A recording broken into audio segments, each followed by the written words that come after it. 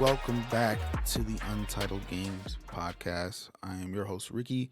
We are back with another episode. We did take a week off. That was to explain of why we took that week off and everything. For to be honest and everything. Now, I thought it was such a slow. The news wasn't enticing enough to talk about, in my opinion, for that stuff. And I don't want to waste an episode. I don't feel like I want to waste an episode about stuff that's like doesn't feel like there's enough to provide, in my opinion, and all that stuff. Now, though we are going to talk about Call of Duty this week and everything, it's not the main discussion. Um, I didn't want to do it again last week because even though it was just even because it was launch week and everything, and I wanted to get a full depth of playing because I honestly playing it off one day didn't feel like it was going to be enough. Playing it for a full week will be more interesting. That will provide more insight of what I think so far of Modern Warfare 3 and all that stuff. And honestly, didn't want to talk about Grand Theft Auto 6 or whatever it's going to be called when the trailer comes out, because it was only because of announcement of a trailer that comes out in December for that. And I didn't feel like that's enough discussion. Now, I know other podcasts have talked about it, but then again, this is a one-man show. I rather just give my thoughts on it once the trailer is out, and then talk about it more, than talk about something about everything, because we know it's Grand Theft Auto. Everyone's gonna enjoy it and everything like that.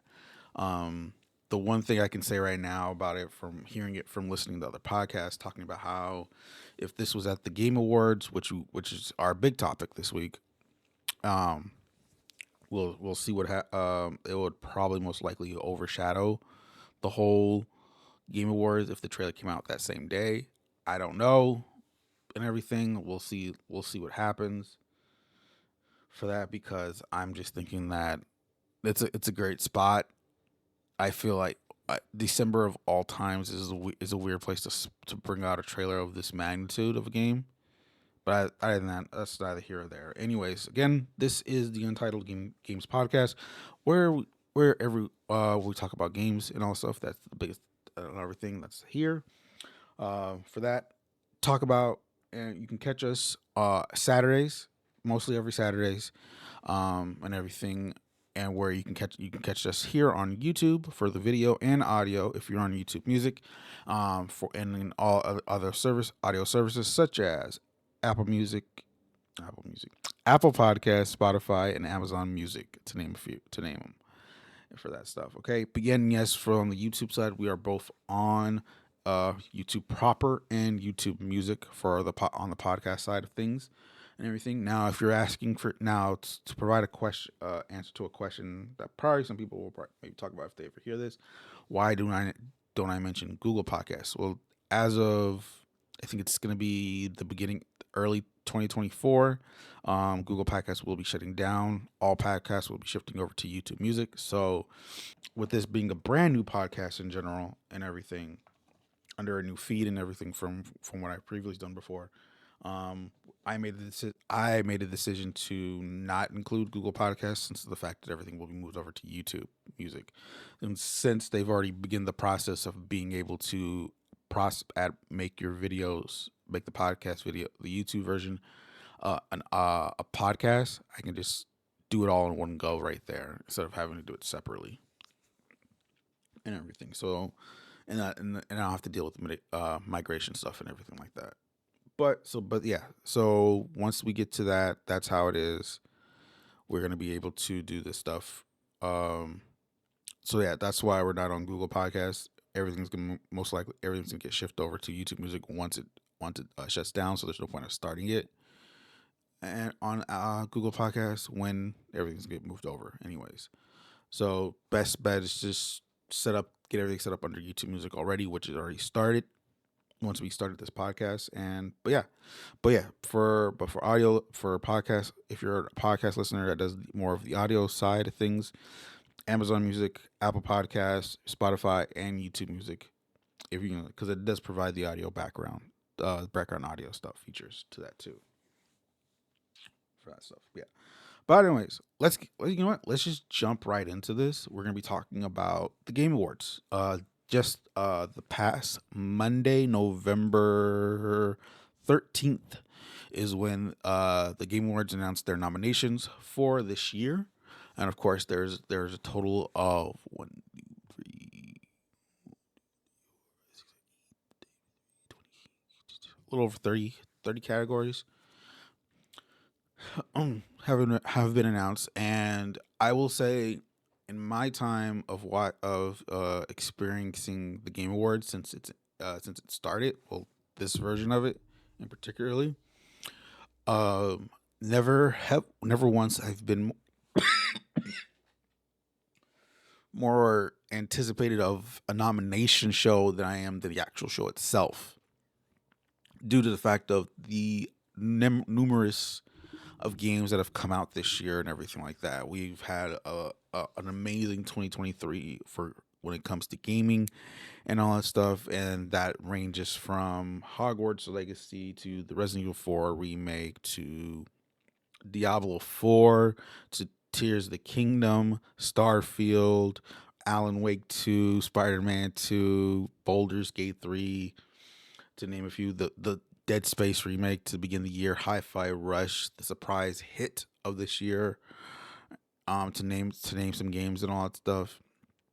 And I came into this nomination show being like, there's gonna be some games not gonna make it. There's gonna be games that are gonna be questionable, maybe, and we're gonna have to be. We just gotta have to be. We're just gonna have to deal with what's gonna be given to us on this.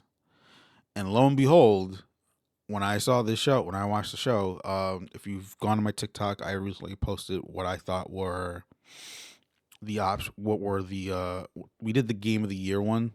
I might have to look back and look at some of the other ones because I think some of them have interesting ones.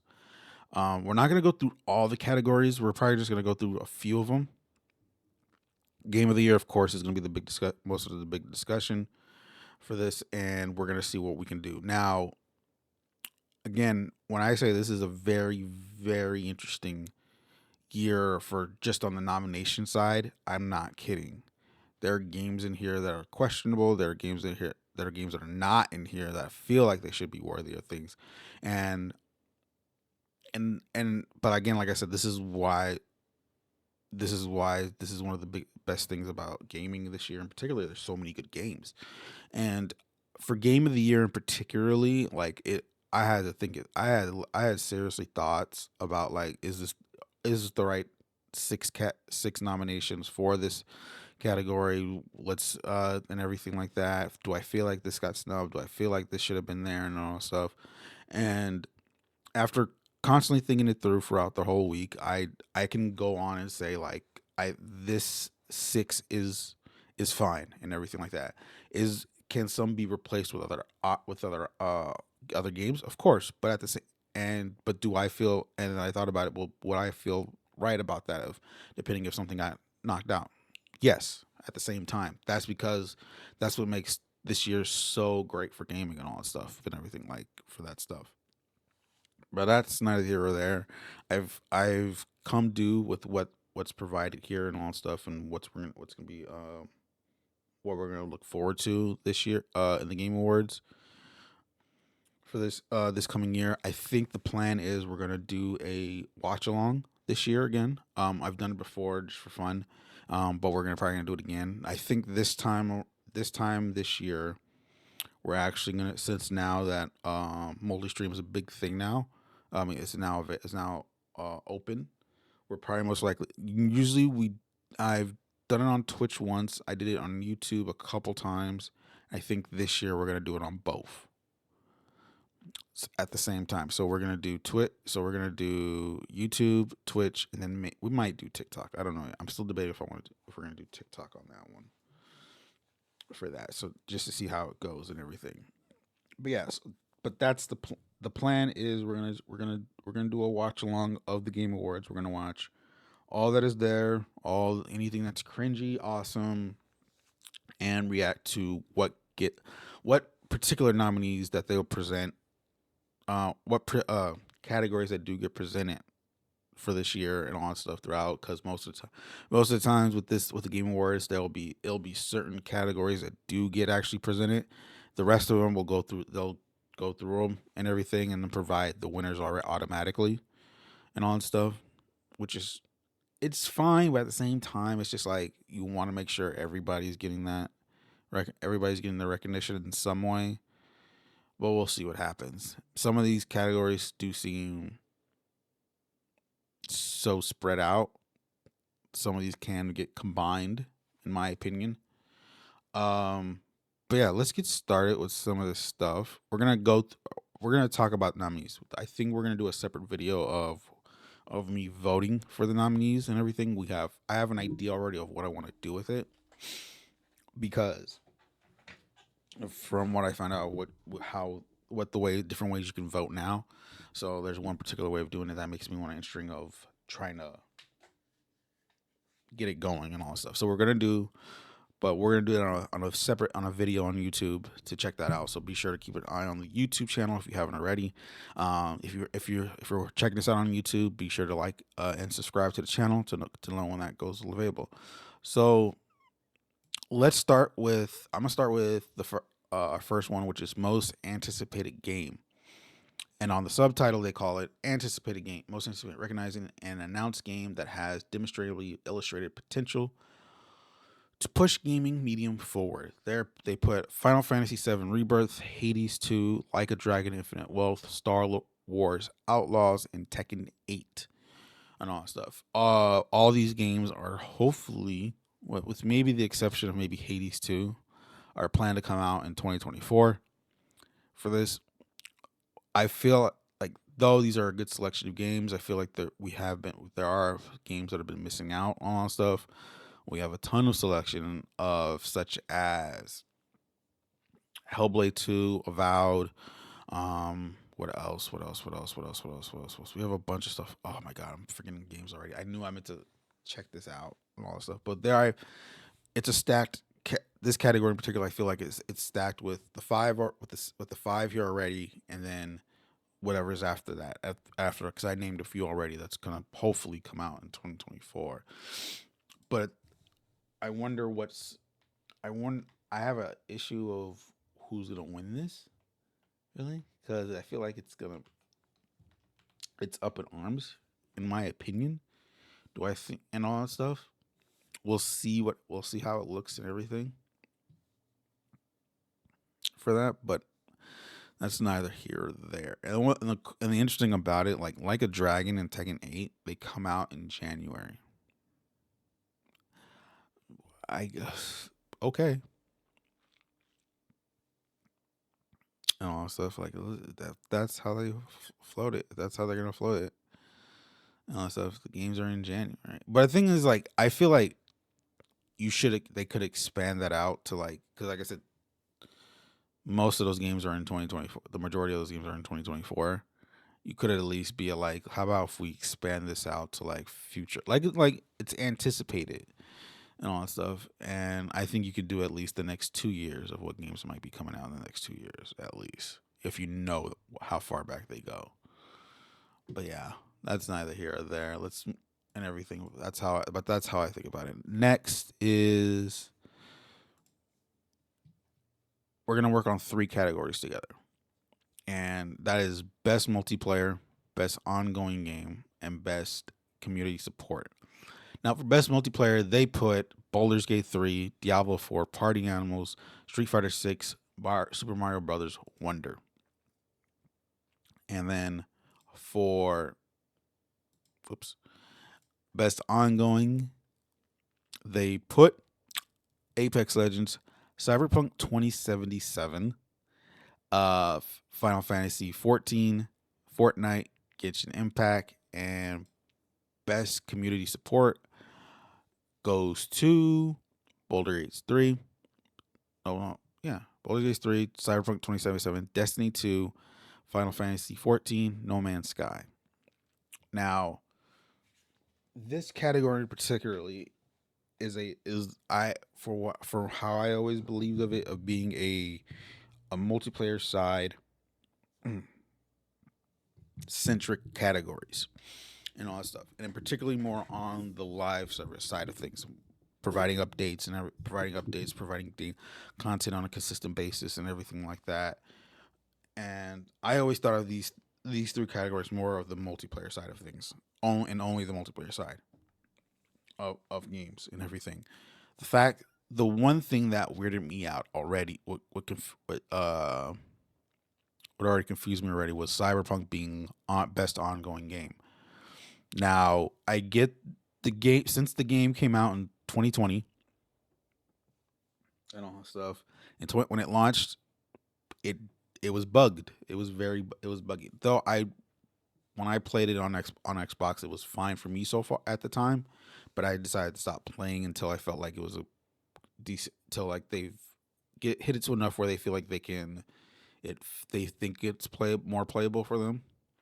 And then once the Series X up, it was playable on the Xbox Series X because I was playing on a Series X when it was still an Xbox One version. But that's neither here or there. And all that stuff. And the game has been updated since then. Early in the year, back in September, they did release their 2.0 update when it introduced revamped skill trees and a bunch of other new things, along with the expansion that came out, Phantom Liberty, which I still need to play. Unfortunately, I haven't got to play it yet, and I'm hoping for. But they said like after that, I think that's like said that, or they felt like they hit a point where they think they've done enough for it.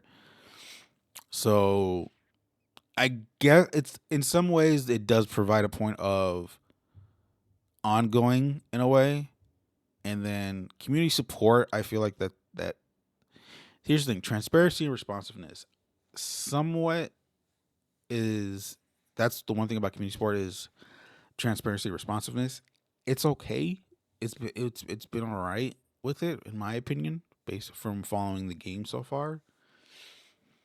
But other than that, it's like it's a question. It's questionable for the fact of how this single player game, which no longer had a multiplayer component to it because they decided not to do it anymore, or I think they put it on hold.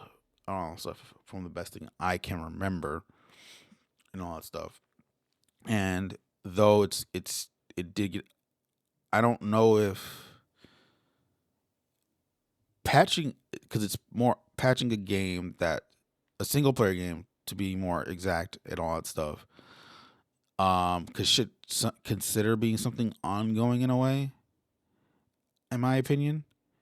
Um, for that, and then community support, I can let it slide on the point of the fact that they did let it be like that. I mean, like they did their best to support it and everything. Now, coming back to ongoing, I do feel like this has been a repetitive category. I think if I am correct, Apex, Fortnite, and Genshin in particularly, and I maybe Final Fantasy 14 have been here on here before. For that, I do.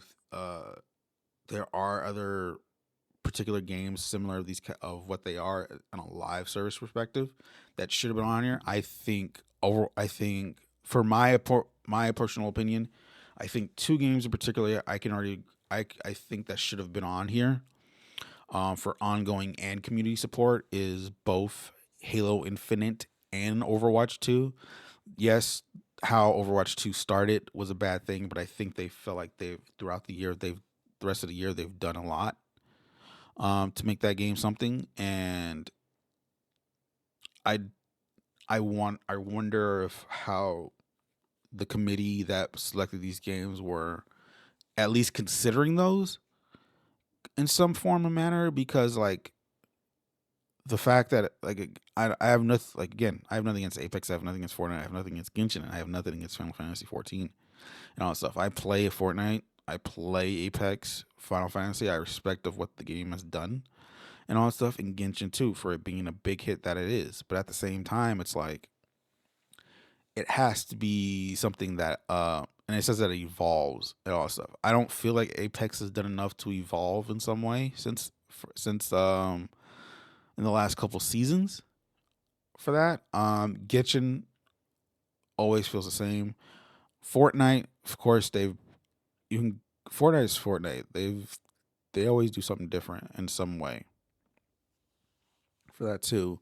Final Fantasy, I don't know enough to say anything, so I can't say that out. But the fact of Overwatch 2 going to a free to play model, dealing with the things that they've gone through, and then but also at the same time being able to come out with content in some kind of way and all stuff that changes the game, bring new modes, heroes on a song like though the unlocking's a little crazy for it, but that's not here or there for that stuff. And looks like it's gonna have a very bright future now after and everything like after BlizzCon panel that they had. I think that should have been something that should have been on here and then Halo Infinite and everything. Though it had a rocky beginning, the last year has been amazing for it and all that stuff. The maps that are be coming in, the release of Forge and what the upgrades have been for it since then, and all that stuff with Forge AI and all that stuff. What the community has brought into Forge with these maps and everything like that.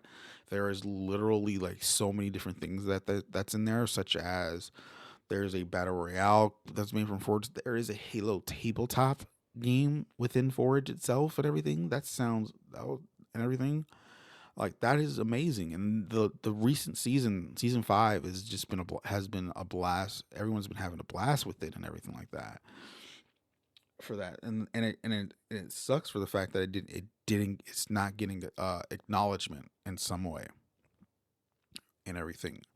Again, like I don't know how most of the committee votes on this stuff to get nominations going. I've heard few things of how they do that stuff from Precision. Like Kind of Funny is one of them. They've talked about how they do that stuff and all that stuff. And at the same time, it's just like I hope.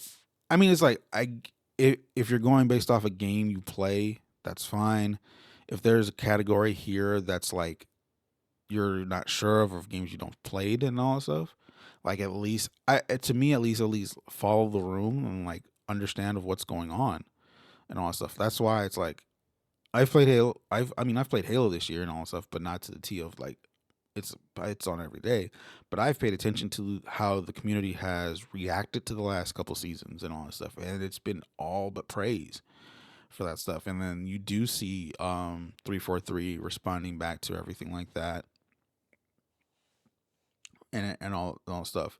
Hell, I would give Diablo 4 to community support and everything.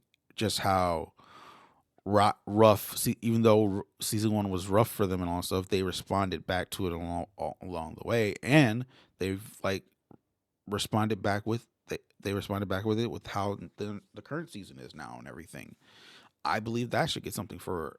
Though it's a short period of time from like June to now, it's something they've done. It's something they did, and I think that's commendable of it too, and all that stuff for that. But that maybe ongoing, not right now at the moment because they've only done a season and a half so far. But I think community support is like an interesting one for them to have. Them having multiplayer is interesting. That was pretty cool. I'm kind of iffy on why Call of nah.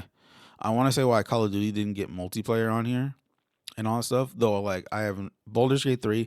I've I know it has like a co-op experience to it, like and everything like that. But I never see it promoted enough in a way, or like shown a lot in people from stuff I've seen and everything. I've always thought of it more of a single pair narrative and all that stuff more and all that stuff. Like I knew it had options of doing that, but it's never been like touted a lot. Party Animals is fun as heck. If you don't have Game Pass, I suggest you do just for and play Party Animals. It's very fun. Street Fighter 6. The world the I think it's called the World Hub. I forget what it's called. I'm sorry about that. I hear like the fighting like the multiplayer side of things of how the online and everything works. Super Mario Brothers Wonder. This is like a 50-50 where you can I think this can be replaced with something else if you wanted to. That and Street Fighter. and even Diablo. Like if I had to pick out of the five here, I mean honestly, all five can be replaceable with something else, particularly. But and the fact that these are games that came out this year too. So I don't know if it's for the fact because these are these are this year's games. I don't know if the point of maybe adding Halo and everything. Maybe nobody didn't want to see another Call of Duty on here, but I don't know. And then back to community support. The the one on here that everyone's been talking about, really and particularly, Destiny 2. Now there is a cutoff date to these things of getting the nominations in, but the thing was the cutoff date was apparently as of I'm recording this, or no, the day before, the 17th, I believe, of November. Um, which is a weird thing that you would announce your nominations before the cutoff date. In all honesty, I don't think I've ever seen that before. I think most of the time they've always did the announcement of the nominations after the cutoff date. I could be wrong, but I think that's what I always believed and all that stuff. Now, there's a most likely chance that everyone had their votes in for their considerations for nominees and all stuff, particularly for this category too, and all that stuff. And that was before Bungie did all those layoffs and everything, which those layoffs included community support people and all that stuff. Like the majority of those layoffs were community support people that worked there under the support community and all that stuff. So this is somewhat of like, eh, and also at the same time, like nobody expected the layoffs to happen before the announcements and all that stuff. After they already put their votes, after they've already put in their considerations for the nomination. So it's like here is like when you look at it, it's like because when you look at it, if you look at it firsthand and like after you know about the layoffs, you're like, oh, but they just laid off a bunch of people. At the same time, though, there's a chance that people already put in their votes for to make this a nominee and all that stuff, which sucks in the same way. But at the same time, it's like it's technically out of our hands in a way because you can't. I don't know if there's a way to do last minute changes in a way for these, but we'll see where that goes and all that stuff. So will the fact that it's more the fact of now if Destiny 2 somehow wins it, which I don't think it will now after knowing about the whole layoffs thing, but we'll see and all and everything like that. But yeah, but those are my particular opt things on those three categories because I always think of it more as the multiplayer side of things and the fact that we have a single player game in two of those categories. Cyberpunk being an ongoing community support was kind of like surprised me in a way. So that stuff, and at the same time, it's like I feel like it's a repeat thing. It's a repetitive thing having Apex, Fortnite, and Genshin. I might have to look back at the previous ones to see where that because I know Fortnite's been there a lot. I think Apex been there has been there too, and all that stuff. And I feel like there's something was there is a miss opportunity to get Halo and Overwatch to get recognized. But I think more so Halo than Overwatch. I believe that there's an argument for maybe Overwatch 2 not being on there. But at the same time, I feel like those should be in there, in my opinion, for that stuff. Let's see here. I think that's most of them. Like those are the ones that like those particular ones were the best ones, or the ones I want to talk about the most. Uh, on a side thing, apparently on the esports categories, apparently one of the coaches that are on here actually did not coach this year. If I heard correctly, and I was like, wait, what? And all that stuff. So it's like, and the thing is that people don't know this and all that stuff. Like, I don't know if people understand. It's like the esports categories are under a different committee. So I don't know what it was that provided what made them think of adding them and all that stuff. And Vital. He is on Team Vitality for Counter Strike. If you're an esports fan, you should understand those parts and all at least and everything. But he did not coach all of this year. I meant to look him up before we started the podcast, but I completely forgot about it because I wanted to know of like what he did the previous year and all that stuff. Was he doing content creation? Was he doing and all that stuff? And another one that it kind of irked me a little bit, though. No, was it this one? No, esports game is fine and all that stuff. That's Counter Strike 2, Dota 2, League of Legends, PUBG Mobile, and Valorant. I feel like there's other stuff, but that's neither here or there. There was an esports event. Oh, it was an esports event, and it irked me a little bit because it's a League of Legends World Championship 2023. It's not even. I know the award show is in December, but the nomination for adding the League of Legends World Championship literally got announced nominated before the finals, and I'm like, okay, and everything like Blast Paris, Evo, Dota Championships, and Valorant. Those are all done. Worlds is like still active at the moment. Still as I'm recording this too. Like I think tonight's the night. I think tonight is finals, if I remember correctly. It's gonna be. I was like, what? That's interesting. Okay, but yeah. So let's get to the main dish. As I said, my piece and all that stuff. The six nominations for Game of the Year are Alan Wake 2, Baldur's Gate 3, Marvel Spider-Man 2, Resident Evil 4 Remake, Super Mario Bros. Wonder, Legend of Zelda, Tears of the Kingdom.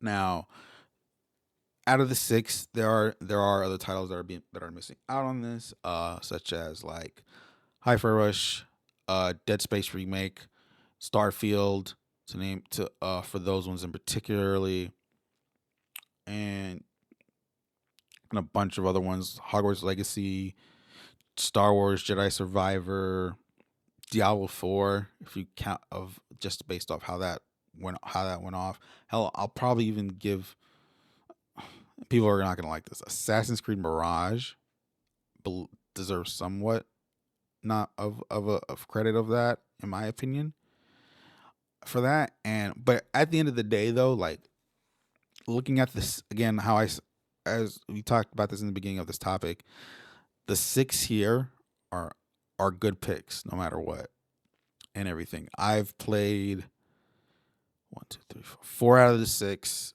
I still need to get Mario Wonder. I'm debating if I want to do Resident Evil 4, but I want to like play the other ones first before I do that, like 2 and 3, like all that stuff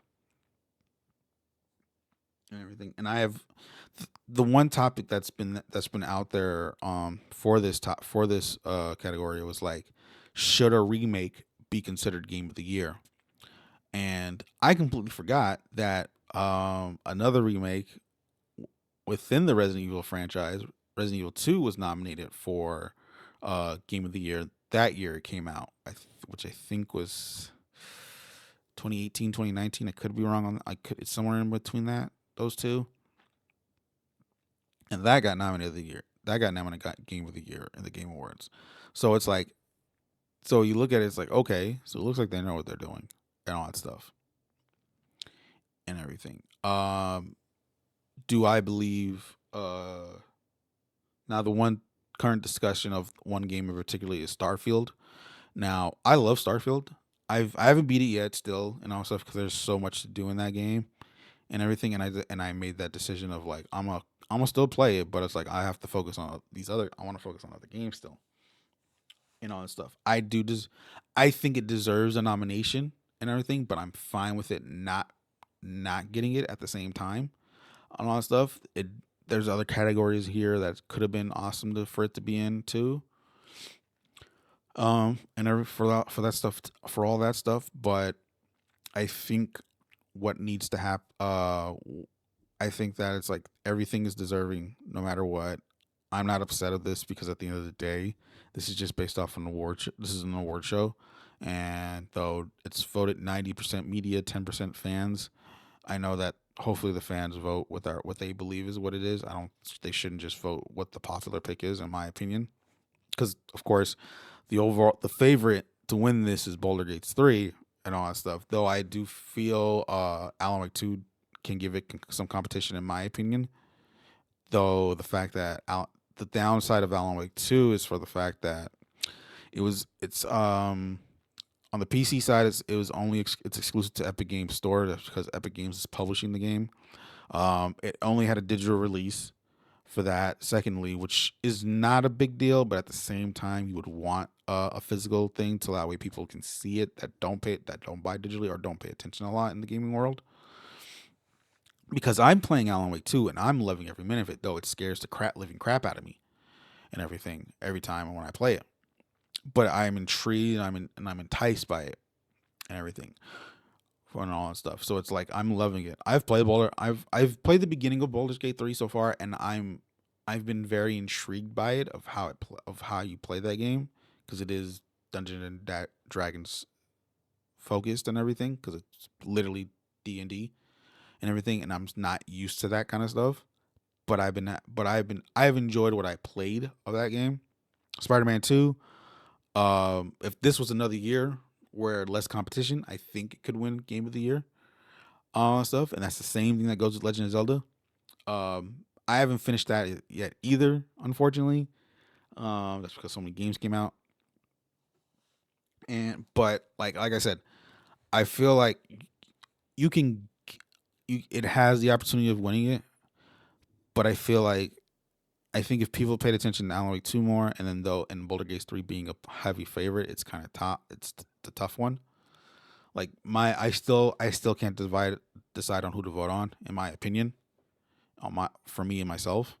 But we'll see when it comes to that. Now I already mentioned Starfield. Now there's also about Jedi Survivor. The game did launch a bit buggy at the time, at least on the PC version of it. It had its issues on the consoles too, but I enjoyed that game. I don't it on a level perspective. It does expand more on it, based when you go to each of the worlds, in my opinion. The combat does feel a little bit the same, though there is now different options of what based on the fighting style of how you play. The story so far of what because I know I'm getting towards the end. I think the story's not bad, though. I think uh Survivor the Jedi Fallen Fallen Jedi is the other one is had a better story. The first one had a better story, in my opinion, so far for that. So there's that. Diablo 4, I think an amazing launch, but its first season of live content didn't pan out well. But I don't think it should I don't think it should have been hurt by that if that was considered being game of the year, in my opinion. And Hi-Fi Rush, which is a surprise hit, an amazing game, and all that stuff. I think that deserves it as well, because I think it hits all the marks of what it needs to be. For that. But other than that, that's what I think. That's all so far what I believe. That's what I think about the ones that didn't get nominated and what should happen there. I think I'm missing one more, but I'm probably forgetting it right now. I did say Assassin's Creed Mirage but that's more of an very very dark horse of at least getting a nomination, because I enjoyed that game to a T, and for the fact of what it did to not only bring it back to what the original games were, but to also somewhat mix in some of the open world stuff from the open world games, recent ones. And it's a beautiful game. It's an amazing story. I love what they did with the world of Baghdad and everything. And I'm probably in the minority of that, and that's fine in my opinion. But I had a good time with it. It's one of my own considerations of game of the year and all that stuff, based off what I've played so far and all that stuff. But I can I can understand if people don't agree with that, but that's neither here or there. Okay, that's just how I feel about it, in my own opinion about it for that. And yeah, that's pretty much it and all that stuff. But yeah, that's game of the year. These, like I said, I think all six are deserving so of it, no matter what, and all that stuff. Oh yeah, Dead Space remake, all that stuff. That also deserves it and all that stuff. I don't and everything. I think it's just more of the fact of it's another remake and the fact that it came out in January. I wouldn't say it hurt it, but it's something that still gets talked about to this day and all that stuff, or doesn't get enough talk about, in my opinion. For that. But yeah, I think it's fine. I think it's gonna be awesome and to see of what's gonna happen this year and what's gonna vote. I'm of course me for me particularly the Game Awards has been more of what gets announced there than it is the awards. I'm fine of whoever wins it because at the end of the day it's like that's what's over, even though it's overall voted by those my I feel like who what I pick is valid too, especially this year now. No, for that stuff. So, congratulations to the nominees. Um, good, always good luck to the 6 games for Game of the Year and see who wins it and all that stuff. The other thing I will say about the one thing about it I will say about Game of the Year, if I had to like make an actual pick of what should get removed, unpopular opinion, Mario and all that stuff. Though I get like there's changes to that game and there's like cool things about within that game. I feel like this should get something. This should go to something else, maybe at least to an original game. Because like if you also look at these category the nominations, they're all sequels. I say with the exception of Baldur's Gate 3, Alan Wake 2, you can like I said, there's an easy case to replace the other 4. I know I said and all that stuff for the other 4 in my opinion and all that stuff. Because I feel like Alan Wake 2 and Baldur's Gate 3 does enough what it can to hold on its own as a game on its own, really. Even though it is a sequel, the other ones are more. You can say it's like it adds on to what the original brings and everything, but it doesn't provide something that it can hold on its own in a way. How I feel like with Alan Wake 2 and Baldur's Gate 3, those there are sequels. They also have something that holds as their own game, as a game itself. Because you can just as something like pretty much you can jump in and just see what goes on and all that stuff. How else with Spider-Man, Resident Evil, Mario, and Legend of Zelda, there is something that brings that what the previous games bring to and all that stuff that needed to enjoy these games more a bit. Or with Mario in particularly, in all honesty, like Mario is Mario no matter what.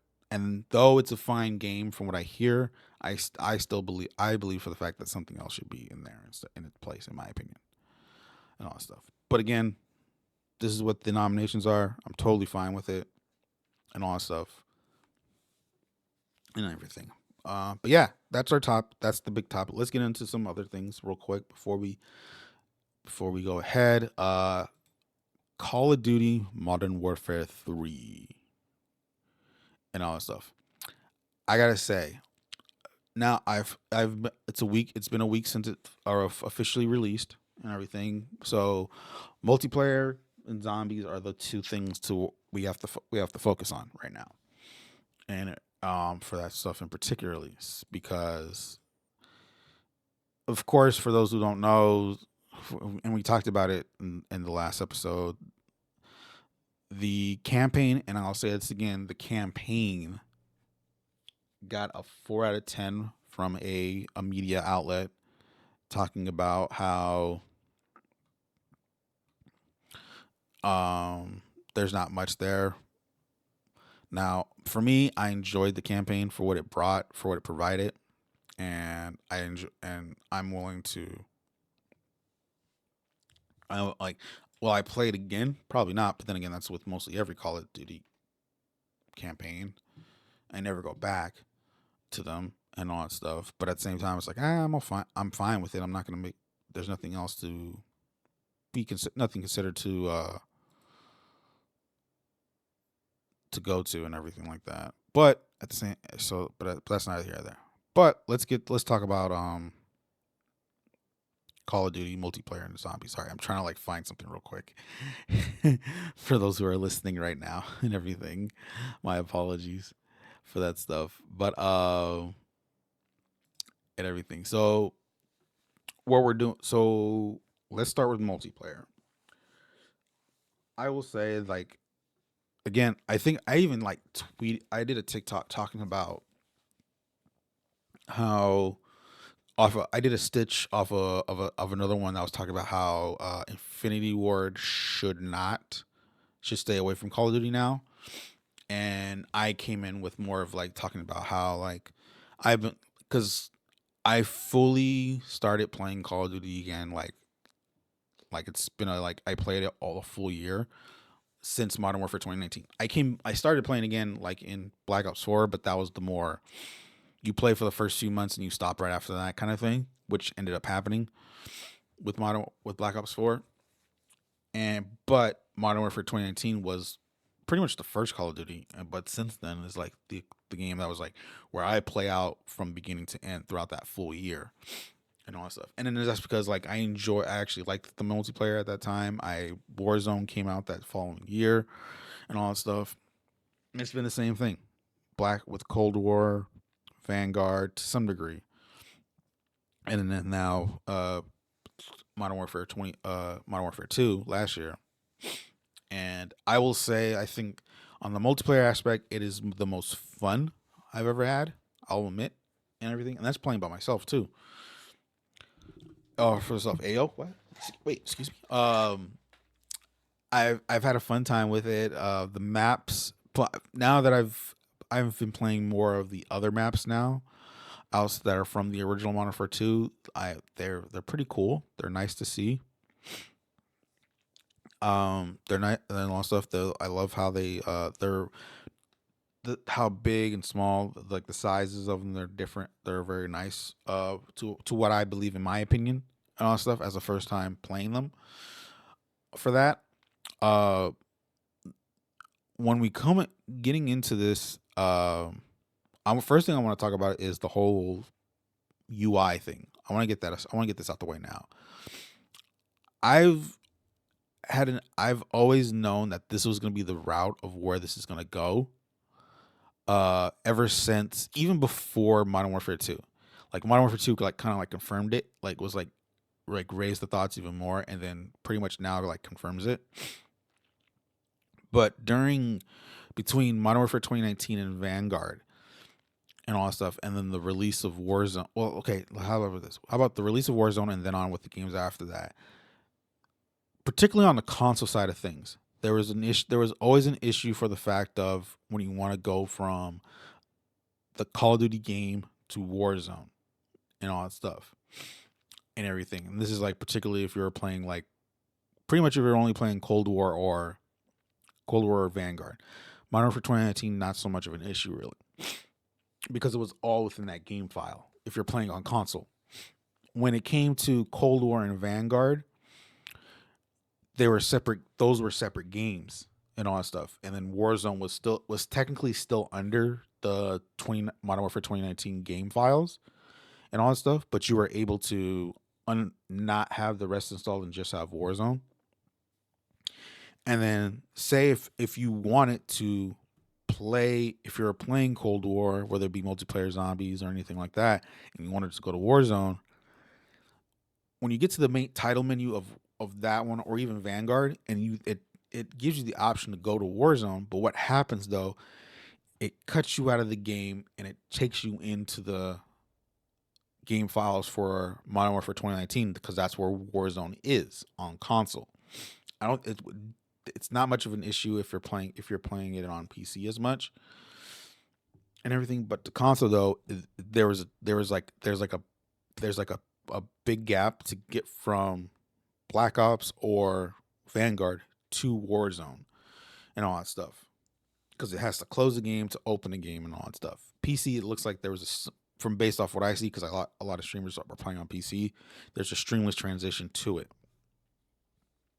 and all that stuff. How else do you have to wait? There's no direct push you in, you're good and all that stuff. for that stuff. Now, when Modern Warfare 2 launched, right first day one, I already spotted when I spotted the Call of Duty HQ logo on the top left, because it's always been there since Modern Warfare 2 launched. When I saw that, I was like, this is gonna get interesting now. And I was telling this with my friends. This is before I started like talking more and all that stuff, started doing my podcast, started doing this and everything like that.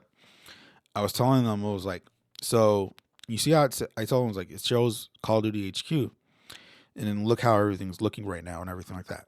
And I was the more I see it, the more I was envisioning it. We're now in this day. We're gonna be in this. There's gonna be now a time where when the next Call of Duty comes out, whatever it be, like this year's Call of Duty, when I was talking about it last year, it's all gonna be within this thing. It's like it's not gonna be a separate game entirely. Well, technically it is, but it's not gonna be. It's not. It's how it's gonna work. It's gonna be within this HQ thing, but it's also gonna help with transitioning to the games more smoothly in a way for that stuff. And then when later on in the year, how it changed from Call of Duty Modern Warfare 2 to just Call of Duty, I was like, okay, confirms it even more now. And I'm like, this makes more sense. This is making more sense for this and everything. And I was like, okay, this is what makes it for. Then the Modern Warfare 3 gets announced. The beta comes out. When the beta comes out, it gives us this, but what it did was it didn't seamless transition. It just like what it does when you select it, it kind of like shuts down and it takes you there instead of just seamlessly doing it like it's supposed to do with the other stuff. Warzone, Modern Warfare 2, Spec Ops, and all that stuff. Like everything moves how that moves in and out so easily. This one is like it like black screen takes you into Modern Warfare 3. So then when I saw that, I was like, oh, I see what's gonna happen here now. When Modern Warfare 3 launches, there's gonna be an update to the Call of Duty HQ stuff where it integrates it in a way where Modern Warfare 3 becomes more seamless to use, and then Modern Warfare 2 is going to probably be not hopefully be more easier to seamless to use if installed and everything, or it's going to be like, oh, it's going to be like you select Modern Warfare 2, it like black screen takes you in and all that stuff, no seamless transitions. And that's pretty much what happened right now when Modern Warfare 3 launched and all that stuff. So I was like, I'm not going to be surprised come next year's title, which is supposed to be Treyarch's game, and I'm sorry, on a Black Ops title, where it's going to be this whole. You buy the game and then it's going to be installed under the Call of Duty HQ app or whatever we're going to call it now and all that stuff, and it's all integrated in there, and that's how it's going to work. Because especially now, it's like because I think most likely when Treyarch's game come out, the carry forward feature will not be implemented into the multiplayer side of things and zombies. That's probably going to carryover stuff will probably be implemented more onto the Warzone part for next year's title. Or they may surprise us and be like, nope, you're starting fresh on guns and everything. That would be interesting to see. For that. But yeah. That's just my 2 cents on the UI, because I was like, I kind of saw this coming a mile away already, and I'm not surprised by how it is right now. I know a lot of people complain about it. Really, me, I'm just like I think I've already saw this. I've already saw this coming, so I'm like not surprised by what this is. Am I upset about it? Not really. All that stuff. I rather have something like this. I rather have something like this where it makes it like easier to switch between the game and Warzone, like the multiplayer for this game particularly, multiplayer zombies and Warzone when the new map comes out.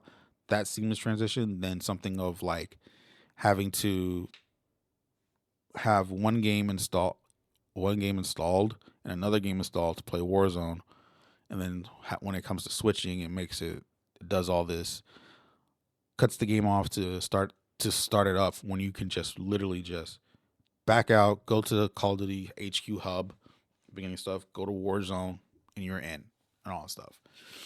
I can understand it's like it's a little too much. Hopefully, but by the time it comes out next year, there's more easier process. Like Like, cause like Call of Duty HQ now looks totally different than when it first launched, when it came out on Modern Warfare 2 and all that stuff.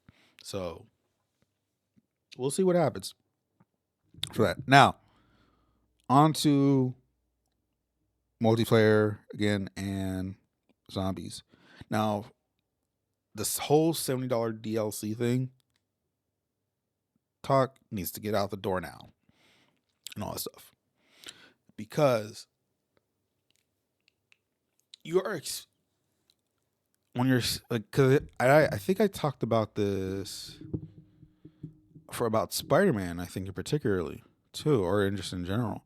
Like to a friend of mine, like the $70 is going to be dependent on what you spend for $70 is going to depend on how you play how you play a game and what the game is going to provide you. I don't know how many hours I have into this game, and I plan on playing more of this because I'm getting more than my $70. I'm getting more than $70 worth from what I believe and all that stuff and everything. Because not only it's like I'm getting brand new guns. I have 2 modes that I'm actually having. I have multiplayer, which I'm having a good time. Zombies, which I am thoroughly enjoying more than I was expected to believe. I always had. I didn't. I was always thinking like that I was gonna have a good time with it, but I didn't think I was gonna have that much of a good time with it for what it is and all that stuff. And it's turned a lot of zombie naysayers making 180s about this mode too and all that stuff. A lot of people that didn't like this idea was like are actually enjoying this. Though they did just recently did a update to it where they nerf the amount of zombies that arrive on exfil and everything because there's a because in my last couple of games of zombies, there's an when you exfil when I've exfilled, there's already people there just staying there just to farm zombies and all that stuff.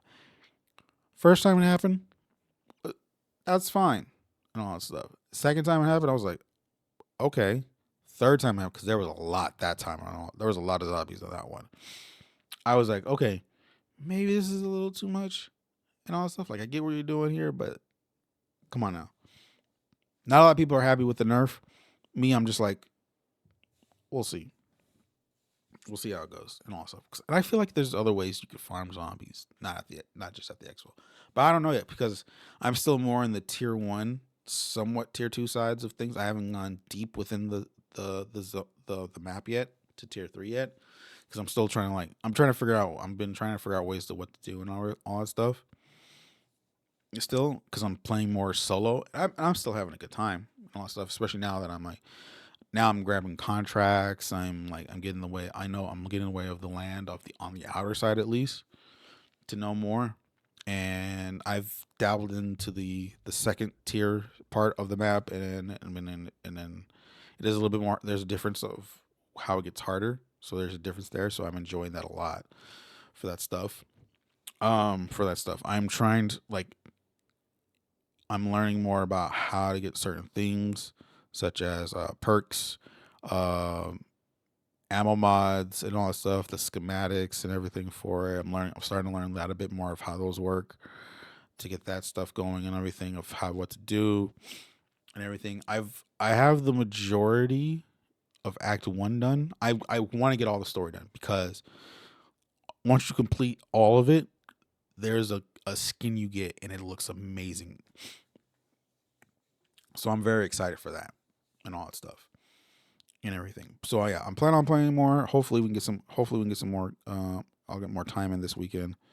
See what we can do with that. But yeah, zombies is fun, and that's pretty much it. Multiplayer, I'm having a blast. I'm enjoying the new guns. I'm actually doing a camo grind for it right now. I kind of stopped because I was like, I wanted to see try out other things.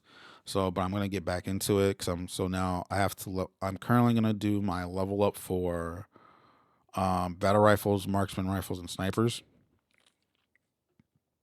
and all that stuff. And I think that's when I'll start doing more camo grinds. I think because I was trying to, I wanted to do it on stream when I'm streaming on either on Twitch or TikTok. But I think now I'm just gotten to that point now where it's like, you know what? do what you can when you're on stream, and if you want it, and if you want a camo grind, that's fine. But then don't be afraid to do it off stream and all that stuff. So that way you can just get it more done and get it out the way and all that stuff. And then you can just always update and let everybody know in chat that it's like, hey, I did this while I was off stream. So this is where I got done when I did off streams. Let's see if we can get those done. I think if I get to the point of get to those like those high rare mastery camo ones, I forget the name of them, what they're called. I'll probably do those on stream, and particularly and all that stuff. Um, and everything. The fact now that there is no weapon tuning now when it comes to customizing your gun, I think that's actually been a good thing because I don't have to worry. I could just now worry about. You can now worry about just adding the attachment in that might work for you, and the detailed sheet helps so much with that too. So that's been fun. I think I found a good loadout, a couple loadouts for guns I've already leveled up, particularly for like the MCU and the burst weapon, the DG I think it is, for that one, not the other one, the FFR and all that stuff because it's all right, but it's not good.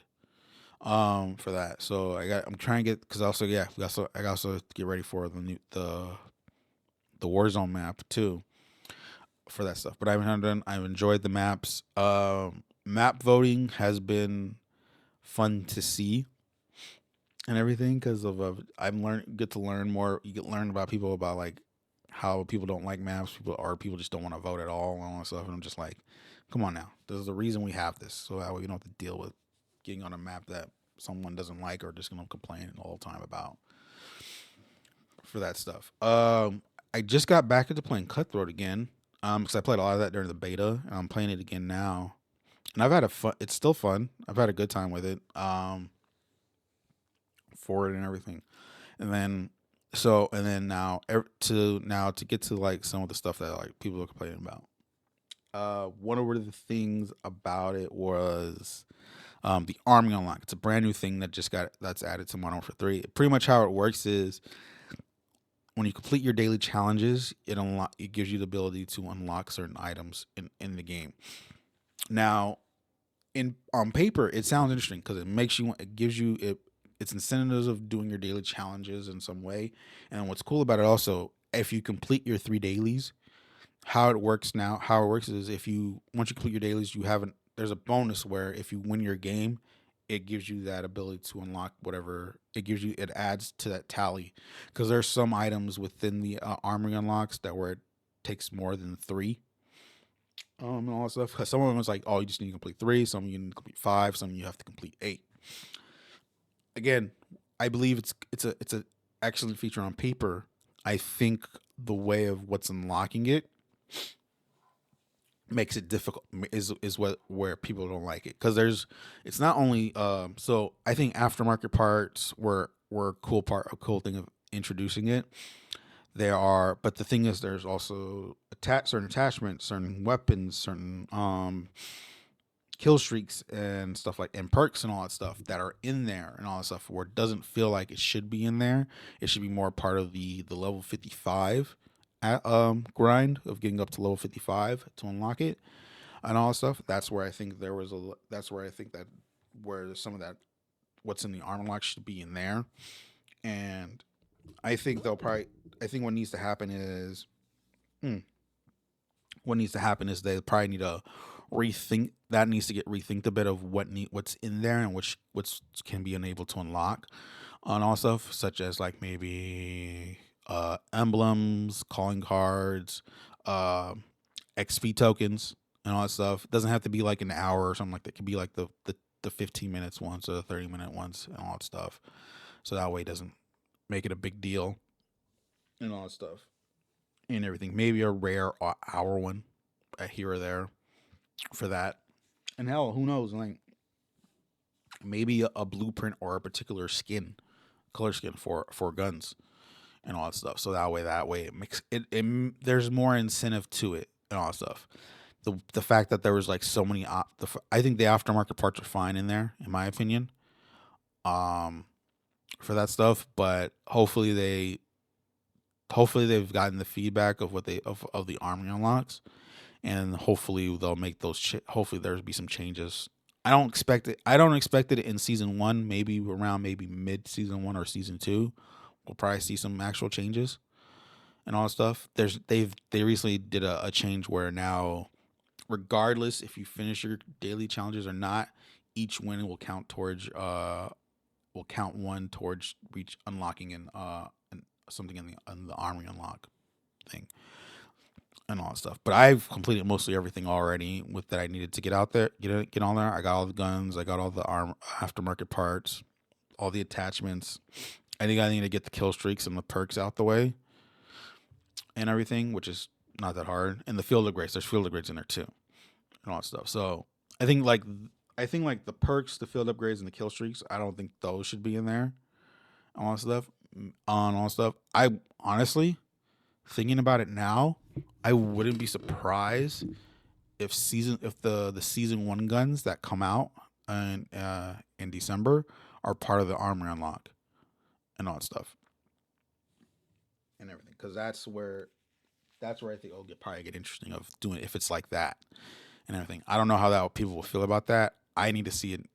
I will probably, if it does become like something like that, I will wait to see how it'll play out and how I feel like the experience is with it. Um, I I did mention that I say attachments should not be on there, but the thing is though, the attachments, depending on the attachment of a gun, it depends on what the attachment is, because there are also attachments that you would need to if you reach a certain level of a gun, it already unlocks it and everything like that. Because there was like a couple of like rear grips in there where, well, based on the gun, it said it gave me you unlock it at level or the army unlock. That's what it gave me. So I was like, oh, there's so okay, so you can still do the weapon level grind and still unlock it still without having to do an armor unlock. The armor unlock makes it a quicker way. So if there's an attachment on there you are able to get it via the weapon level still, like, and don't have to do the army unlock, then that's fine and all that stuff and everything. But if it's solely within the army unlock and there's no other option, then that's the bad stuff for it. Because if I remember correctly, I think the aftermarket parts, some of them were like you couldn't use them until you max out the gun and all that stuff. So it was like you have to do the armor unlock and make sure your gun's at max level. And I was like, why give it to me in the first place and all that stuff and everything. Though I don't think, though I don't know if also I don't know. I didn't like, it was weird when I was reading them at the time. At that time, hopefully, like I said, hopefully come at least mid season one or start of season two, there'll be some changes, because I don't think there's enough time. I don't think there'll be enough time to make drastic changes to it for come season one, in my opinion, for that stuff. But I've been having a blast. I've been having a good time with it and everything. I'm very excited for the new season. We got three new 6v6 maps. My apologies. And all that stuff. Two of them will be at launch and everything. Gunfights making a comeback in season one, so that's gonna be fun to see and all that stuff. I enjoy the movement, the movement with the movement being back in the game. It's awesome to see and all that stuff. Skill based matchmaking is skill based matchmaking no matter what. I'm just I think I've come to terms of just dealing with it. I can understand, again, I understand people's gripes with it and all that stuff, but at the same time, it's just like, you know what? As long as I'm having fun right now, and I really am. I can care less if I have a negative KD and all that stuff or all that stuff. I'm actually having a good time still and everything. But I hope I'm just having a blast with it and everything like that. So it's just been good to see and everything like that. But other than that, that has been our show. For that, thank you guys for listening. Don't forget, tell us what if you happen to be watching this on YouTube or on YouTube Music, please drop a comment. Tell us what you think about the upcoming Game Awards and all that stuff. What you think is going to win Game of the Year, or what is your personal Game of the Year so far, whether it be one game or multiple, and all that stuff. Tell us if you've been playing Call of Modern Warfare 3. Tell us how you feel about zombies multiplayer. What do you think that should be changed, and all that stuff. What changes can they do and all that stuff for that stuff. Um, and everything like that. So just, yeah, YouTube, like, subscribe, comment below and everything like that. You know what I'm saying? Also, again, if you happen to listen to us on audio services such as Spotify and Apple Podcasts, you can drop a rating. I think you can also do it on Amazon Music. I have to double check that because I was just looking at it just recently for that. But yeah, drop a rating. It helps us out. It gets any of those things, whether it be on YouTube or things, help us out in the algorithm to get us noticed more and everything, to get us in and everything for that stuff. Be sure to share this around with your friends and everything like that. If you enjoyed this episode, and again, the Untitled Gaming Podcast, you can catch it here on YouTube, video or audio, via YouTube Music, Amazon Music, Apple Podcasts, and Spotify, and for audio services, particularly, and all that stuff. My name is Ricky. I thank you very much for checking us out, and I'll see you guys next time. Peace.